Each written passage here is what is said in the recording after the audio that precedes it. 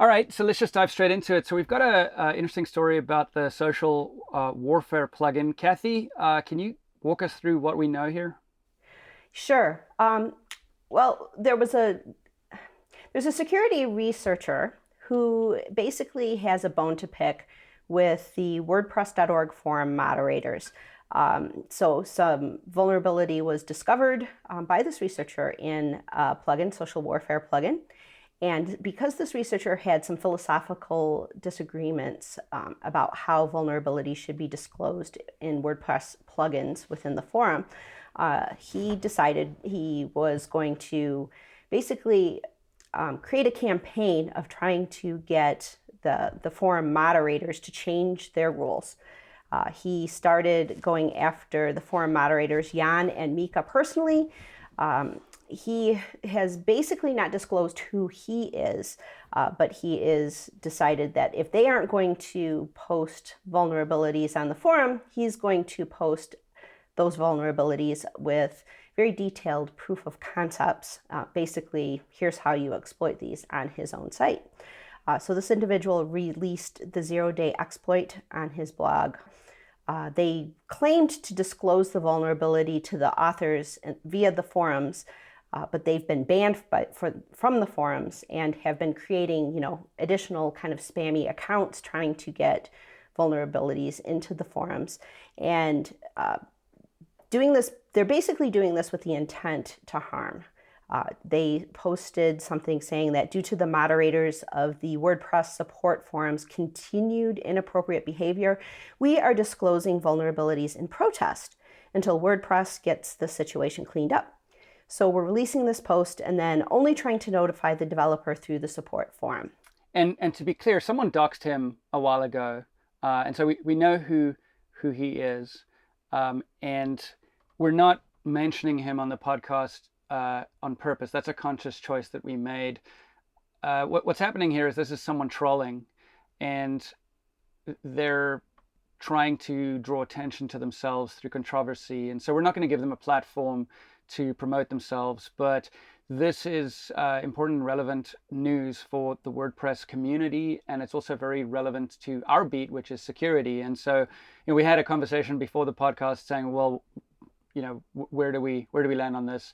Do we want to release the guy's identity or not? So we've chosen to not give him a platform, which is why there's this kind of glaring omission in this conversation that we're having about who is this person. But it's really easy to find out who they are if you want to go looking for a troll. But what's interesting here is that we've seen direct evidence that the proof of concept that was released by this so-called researcher is being used by attackers to successfully compromise WordPress websites. And we know this because we're cleaning those websites. And the payload that we're seeing injected into those sites, the way it works is there's a series of requests that are made to the site. Those requests appear in the log. That is forensic evidence that we look at when we clean a website. When we look at those log entries, we see that the exploit is pulling a payload from Pastebin, and that Pastebin payload is the exact payload that this researcher, the so-called researcher, has released in their proof of concept. And again, and I'm just repeating, what Kathy said here, but I just want to make this really clear. This person, the way vulnerabilities are normally disclosed is you'll confidentially disclose the vulnerability to a vendor. The vendor will have time to write a fix, and writing code takes time, or fixing bugs in this case takes time. A few days, sometimes it takes a few weeks if it's a big product. And they then release that to their users. The users install the update, and the researcher releases their research with or without a proof of concept. What happened here is this guy released a proof of concept, which means that you can actually use that to exploit your way into WordPress sites, and then, in quote, notified the vendor by posting to a forum where they've been banned, and where they've been banned repeatedly. So, of course, the vendor is not going to see that post, and they've clearly stated that the reason they're doing that is to punish the forum moderators. Well, what's actually happening here is you're punishing the entire WordPress community by ensuring that attackers have access to a working exploit that they can just, drop into a script, mass exploit sites, and own those sites. And And what makes it worse, Mikey, do you want to weigh in here? I guess we learned we figured this out courtesy of Matt Rusnak and our team last week. But what's the follow up on this story? Yeah, so the vulnerability as reported last week was a cross-site scripting flaw. It allowed people to inject malicious JavaScript into some of the front-facing elements of posts and pages. Um, in in essence, what was really there was a remote code execution vulnerability the whole time. The payload that gets pulled in from a remote URL actually gets parsed through eval. Just because in its intended use, it's just a block of PHP code declaring an array with the given values for some default config for the plugin. But because all of that user-provided input is just shoved through a PHP eval function, remote code execution is possible. And so any PHP or shell commands you would really want can go through that sort of thing. And so we noted this, and our WAF rule that we released last week prevents it still. The patch to 3.5.3 that the vendor released fixes the remote code execution because it's all one vulnerability. It's not like two separate things.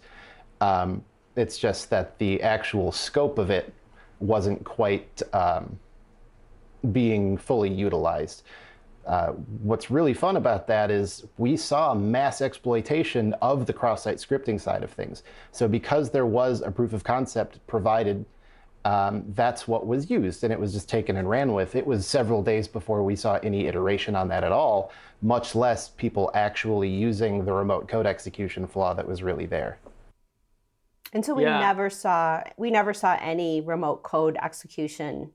We never saw any attempts to exploit that vulnerability, only the one that was being disclosed by the security researcher, right? Correct. I've actually, on my laptop in front of me, I've got some threat data in front of me where I'm trying to make sure that I'm giving the most up-to-date information I can, and none of the payloads are new yet. Gotcha. So it's a matter of time at this point, but thankfully a lot of people have updated. We withheld talking about it for a little while because, well, people were already going to be updating. There was already a severe flaw, and just there wasn't going to be a whole lot of value add, at least in those first couple of days, while people are still patching. Well, full disclosure here. So Sean Murphy, our head of threat intelligence, chatted with Mika, one of the moderators, and we made a decision to do that, right? Yes, yeah. So after some discussion, we determined that, there's not a lot of value add in disclosing it right away. Let's give some people some time to patch before we really let the storm roll in. We still want to make sure that eventually people do know, but in those first few days when there's already active exploitation against a lesser version of it, why correct the threat actors? And so I don't want to seem like we're perfect, because we're not. We make mistakes sometimes, and we figure them out, and then we improve and so on. But I feel like we've got a pretty good relationship with any vendor that we do research on, where we're disclosing a vulnerability. And there's a lot of security companies out there that do this right. They work closely with the WordPress contributors, moderators, and so on. We're friends with many of them, and quite good friends. I mean, Tim and Jan are really good friends. They see each other at WordCamps all the time. And Jan's one of the guys that got doxxed by this researcher on his blog. Mika knows Sean, our head of threat intel, because they hung out at WordCamp US, which was awesome to see. They I introduced them, and they literally ran off to go and talk stuff. I think they were just really excited to connect. And so industry works as a partnership now when it comes to security researchers working with vendors, and it's a happy event when you find these security vulnerabilities. You work with the vendor to get them fixed, and then the fix is released to the customer, and everyone's happy, and it's like, yeah, all right, we made the product better, we made it stronger, everyone's safer, and the researcher can hold their head high and say, I helped make the world safer today, just a little bit, and that's good. I did good in the world. And so I really would encourage all researchers that are watching this to do good. Just work with vendors. there's no need for an adversarial relationship, and you certainly don't need to have that kind of relationship if you want to become a famous security researcher. There's some very well-known folks out there who know exactly how to handle confidential disclosure. So off the soapbox. So Mark, do you think that because of the intent that was, so obvious from this researcher's posts, do you think that there's any legal ramifications to this? That is a really interesting question. And I would say that there's two areas that one could look at, and obligatory, I am not a lawyer, comment here. But we certainly have lawyer friends, and we've been having conversations with some of them about this kind of thing. And I think there's two areas to look at. The one is a potential criminal penalty. I think that this is kind of a very sticky area, but one wants to be able to disclose vulnerabilities. That's important, and I would also put that in the free speech category. I think freedom of speech is pretty important, in my opinion. But when there's clearly malicious intent, when it comes to disclosing a 0-day, and you publicly state that you have malicious intent, well, maybe that falls into a different legal category in terms of criminal penalties. So the answer is I don't know, but I think that's the interesting area to look at in terms of the criminal side of things. And then I would say the civil side of things, and Kathy, you actually asked this question, if there's a civil suit potential here because this guy's doing harm to websites and so on, right? Well, yeah. I mean, just the intent seems to be such a big part of any legal question. I mean, from a criminal case to a civil case, what was if you're doing something because it's accidental, you didn't know any better, but this person is actively trying to teach someone a lesson, and there's actual intent to cause harm, and there is actual harm being caused.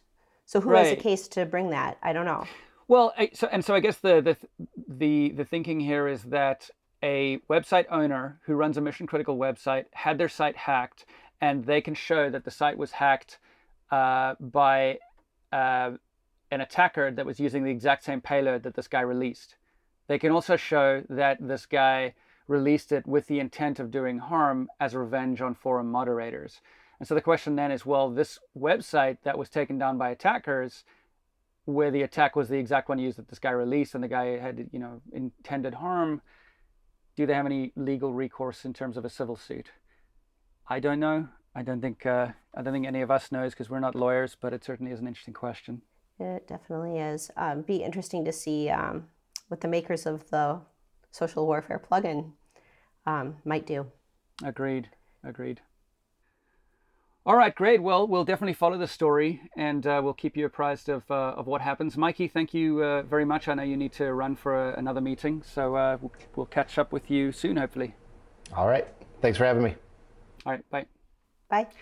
Yeah, let's move on to another segment here. Kathy, I guess we've got another update on the PHP 5.x being transitioned out of the works. Yeah. Well, we talked to one of our previous episodes, we talked about how the WordPress core team was sort of accelerating or making updates more regular. And the next version that's coming out is WordPress 5.2, and they have done something that we thought they might do, in that they are eliminating support for older versions of PHP, specifically PHP version 5.2. Wow, there's so many 5.2s. I'll try to keep that straight. So we're going to WordPress 5.2, but we're going to leave PHP 5.2 behind.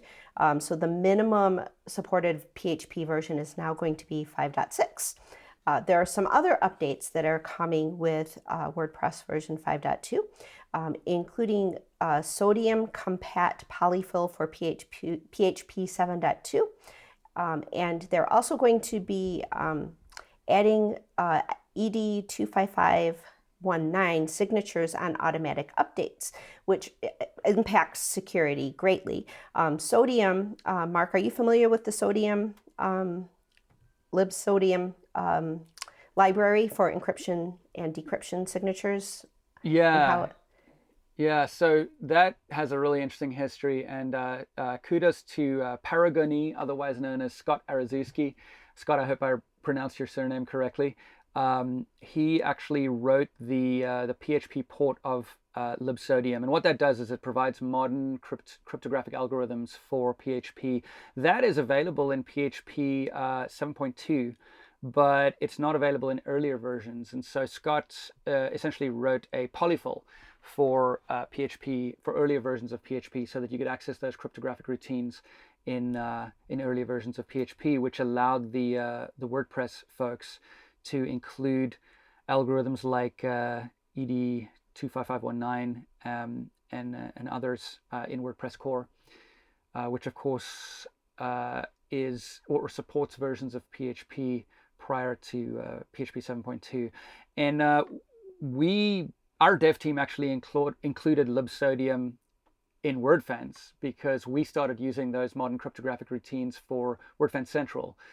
We have some very strong authentication and authorization built into Wordfence Central because, of course, you can control all your WordPress sites and their security from one place. So we wanted to make sure that was secure. And so the dev team, which includes Ryan and Matt R in our team, included libsodium before WordPress core did to have access to those routines. And now they're getting it in core, which is awesome. So I think we'll probably yank our version from Wordfence and use the one that's in core once that's stabilized and mature and so on. And I pinged the guys, and my understanding is that those are going to run side by side just fine, and they're doing extensive testing on that. So yeah. Awesome. And I think it's really awesome that they're adding the support to digitally signed releases that will add an additional security component for WordPress updates. Currently, WordPress updates don't use any digital signing. So if somebody were to somehow compromise the WordPress.org servers, it could really impact the internet as a whole, wouldn't it, Mark? Yeah, for sure. In fact, this was Scott's original motivation, I think, to port libsodium to PHP. And he campaigned hard for that for a very long time. And so I hope that that folks give him the credit where it's due. But the original argument was actually based off our own Matt Barry's research, because Matt reported a vulnerable.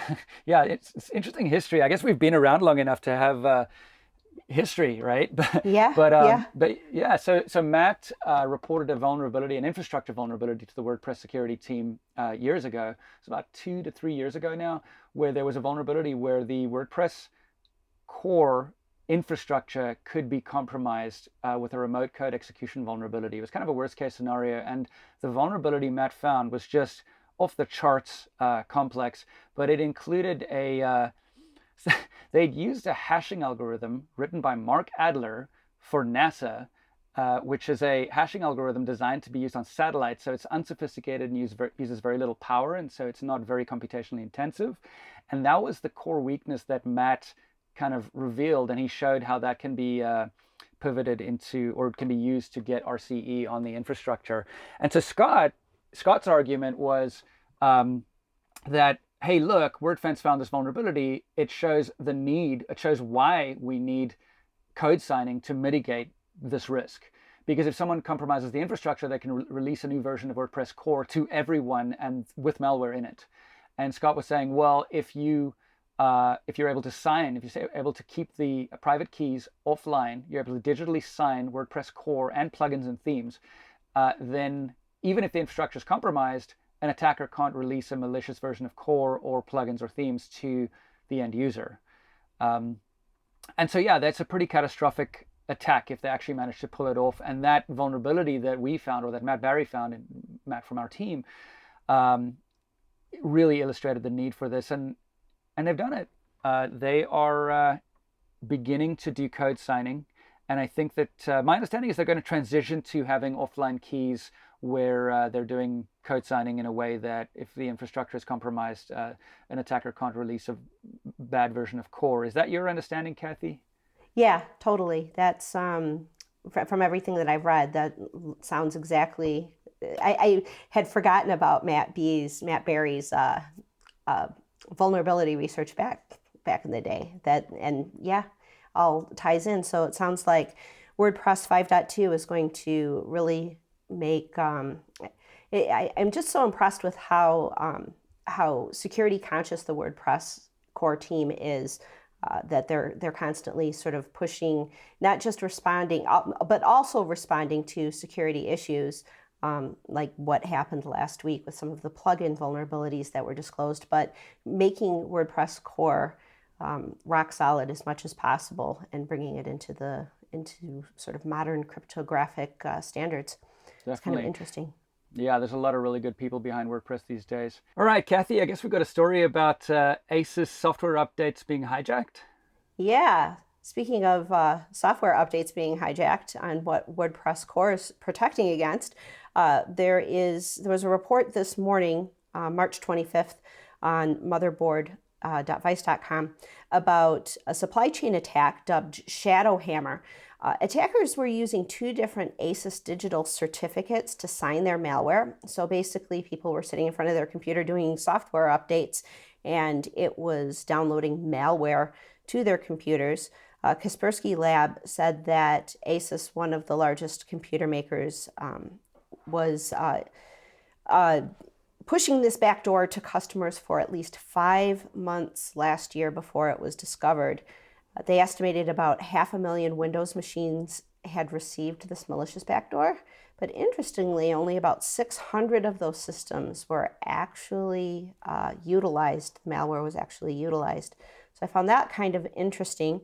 So if you have an ASUS computer, may want to check on software updates or scan your computer for backdoors, that type of thing. Have you seen something like this before with other supply chain attacks like this? Or is this pretty unique? Yeah, we've definitely seen supply chain attacks in the WordPress plugin repository where a threat actor who we've doxed already, a guy called Mason Souza, went and bought a bunch of plugins. And when I say a bunch, it was about 4 or 5 plugins, and he paid between $600 and, if I recall correctly, about $15,000 per plugin. That gave him access to the repository. He could commit code in the name of that plugin author that he bought the plugin from, and that allowed him to inject malicious code into WordPress websites. And so that's a classic supply chain attack. This is a little different because it looks like attackers grabbed these 2 certificates, and then they obviously didn't, buy ASUS, but they managed to kind of hack their way into releasing software updates to install backdoors on thousands of computers. So just a similar story there. And I think the lesson there, and based on what I'm reading, is you really want to think carefully about which vendors you're allowing to automatically install updates on your Windows machine in particular, which is what's affected in this case. I know that Windows Update is generally considered to be reliable and trustworthy in the InfoSec community. Other vendors, maybe evaluate them on a case-by-case basis, and if you want to start clean, I think you can just install an OEM version of Microsoft Windows and not have all the stuff that they bundle with your computer enabled. Definitely. All right, let's see what else we got here. So there's a Motherboard are reporting this story. The spyware data leak is so bad we can't even tell you about it. And this is a company that allows parents to spy on their kids. Is that right, Kathy? Yeah. I being a mom of the techno generation, I know a lot of parents who are very concerned with what their kids are doing online, what they're saying to their friends in their Google Hangouts, what's going on Snapchat and all of these other social media sites. So they're tempted to install spyware basically on their children in the name of good parenting. Unfortunately, this company that sold this app was collecting this data and placing it on a server that was not secured. So this database was discovered by a security researcher, and they found, I think, 95,000 images and 25,000 audio recordings on this database that's publicly accessible, and it's still there, which is why I think Motherboard is like, we can't tell you anything about this because of responsible disclosure. But it appears like this is not the only company that's collecting this kind of information, and it's storing it somewhere. I mean, parents are doing it to their kids. Spouses who are suspicious of their partners may use something like this. It's so, technical term, icky. Yeah, well, I like the way Motherboard puts it. They refer to them as stalkerware companies. Yeah. And they're saying that in the last 2 years, there have been 12 stalkerware companies that have either been breached or left dead exposed online. And they name them Retina X twice, FlexiSpy, Moby Stealth, FlexiSpy, what? Moby Stealth, SpyMaster Pro, Spy Human, Spy Phone, The Truth Spy, Family Orbit, MSpy, Copy9, and XSnore. I guess they've all been breached or left data exposed. And yeah, it's just, I would say I'm pretty comfortable saying that this is a gross industry. Yeah, totally.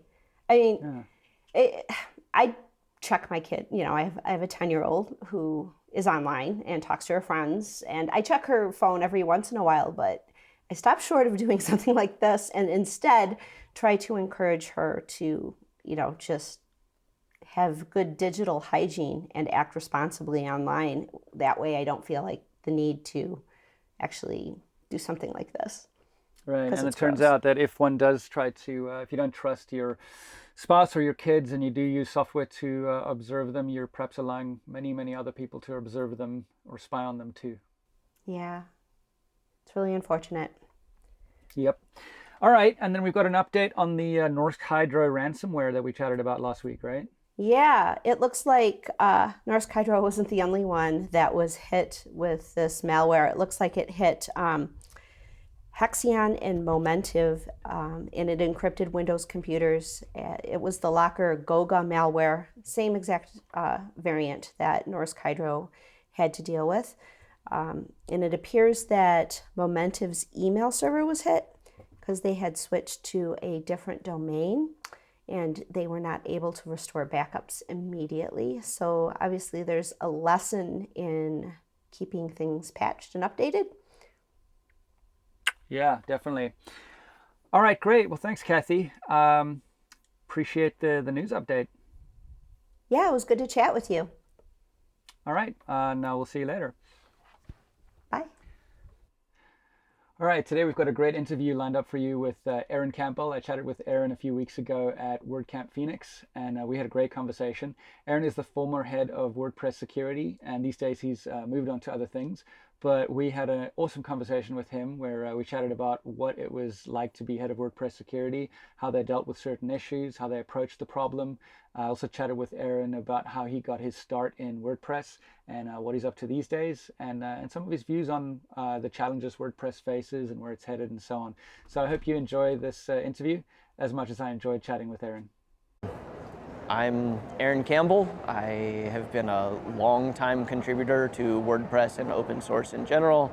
And I'd say that I'd describe myself as an open source advocate. It's something I've become very passionate about over the last few years.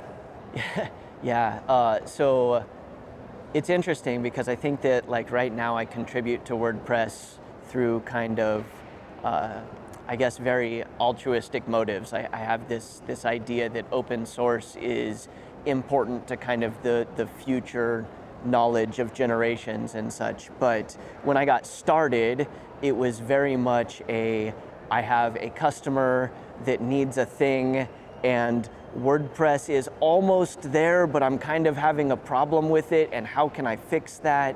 And it was very much about just, can I get this product fixed so that I can use it for my own personal money-making endeavors. And I got hooked, like, I guess 2007-ish. Definitely. Kind of as my company grew from doing a lot of small business sites way back when no one really cared that much about security on the internet to doing much more sort of corporate enterprise level sites as security was becoming a big deal on the internet, kind of my security knowledge and interest ramped up with that as part of needing to give clients that as part of their kind of overall package, if you will. And it wasn't just that I learned it, it interested me. Like there's something really intriguing about sort of that, I don't know, getting to use kind of that devious part of your mind that can see how to break things, and then also how can I secure them so that they can't be broke that way. It really resonated with me. So in leading the WordPress security team, my main focus was at first kind of getting us brought up into kind of a more modern way of running things, having stuff like a bug bounty program and some better tooling for being able to kind of manage that process from reporting to, I guess, to release. But then I really started trying to push a little further out into what can we do around this idea that we need to keep WordPress users secure. Like that's our goal, not just keep our code base secure, but actually extend that further to our users and what else affects them and how can we solve some of those problems. And that's where we started building programs with hosts and CDNs and places like that we could work with them to protect users before we could even patch code, and kind of building some of those relationships and trying to look over the whole plan on how we keep our users safe. That was kind of where my focus was. I guess the biggest challenge in trying to take that step back from our code base and focus on our users' security as a whole, there were two really big ones, and one is we don't control everything, right? When we were just focused on securing our code base, that's a thing we control completely. But as we try to control users, there's all these gaps, like the network layer that we don't control, but affect their security. The server and server configuration at their host, we don't control that, but it affects their security. So trying to figure out how to close those gaps in areas that we didn't control was really hard. And the other really big thing is we suddenly had to care not just about our product, but how users used that product, because quite honestly, people don't really understand how to keep themselves secure online. And so we kind of faced an educating the user problem too, is how are we going to teach them to keep themselves secure, and can we do any of that through making our program better and making it easier for them and stuff like that. Whenever I bring this up around like security professionals or even anybody that's been on the internet for a long time, they tend to laugh at me, but I still think that we struggle with a password problem. Like people are bad at passwords. They're bad at choosing them. They don't know what secure passwords are. They're bad at reusing them all over the place, making them too short, too simple, those kinds of things. So I try to push hard on the basics that good passwords should be long and random and unique. And the best way to do that is to use a password manager. And that's the thing that I try to push out to users as often as I can, because I think it makes a big difference in their security online. So I'm employed by GoDaddy to work full-time on the WordPress project, and that's not just the WordPress code base, that's kind of the project, the community, the ecosystem as a whole, to help improve it and help ensure its longevity and all those kinds of things. I think that my immediate next role is going to be working with GoDaddy to find the areas where they're already doing some great stuff, but it's kind of internal, and how can we bring a lot of that out, make more of it available to the community as a whole, to help benefit the WordPress project and the people that use it, with stuff that was previously more internalized at the company. And that's something I'm pretty excited about. I love the chance to be able to take this cool stuff that's being built and let a lot more people use it and benefit from it. All right, many thanks to Aaron for chatting with me at a busy conference a few weeks ago. You can find Aaron on Twitter at Aaron Campbell, and his last name is spelled with 2 L's. You can find Kathy Zant on Twitter at Kathy Zant, and I am at mmaunder, or MMAUNDER. If you're watching this on YouTube, definitely like or subscribe. And my cattle dog has come to harass me towards the end of recording over here. I think he's finally gotten bored. Definitely like and subscribe on YouTube. Liking helps us get the podcast out there, and subscribing will let you know that we've published a new episode. Have a wonderful day. Bye.